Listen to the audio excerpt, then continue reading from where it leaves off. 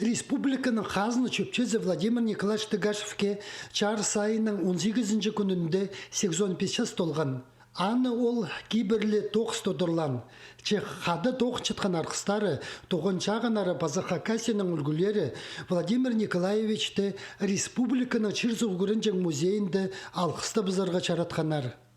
Владимир Николаевичті алғысты 85 жыл час сақытшам кететін болар.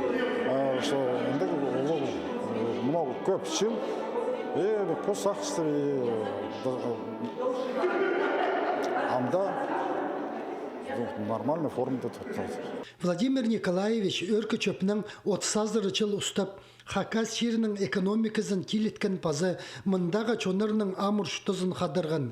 Иркін жылды ол правительство пазына табғылыр соның өркі чөп кінезінің 9-ның парыпсқан. Пүл қосқыр айында қазыны чөпчезі болыпсқан. Аныңырда аның еткен 9-ын пөсік балып, республиканы теледерінде өткен арылысқан ұлыс аға тоғылақ жазында алғы сөздерін жетірген. Біз Грундин спір школды, бастағы номер таштықты.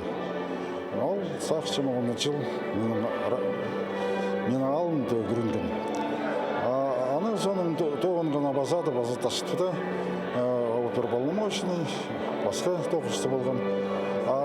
Уже қачым полпарком начальник разведки флота, пес уже вообще плотно тоғын көпіс. Аның соның қазна думында депутат болған, Владимир Николаевич болған сенатор.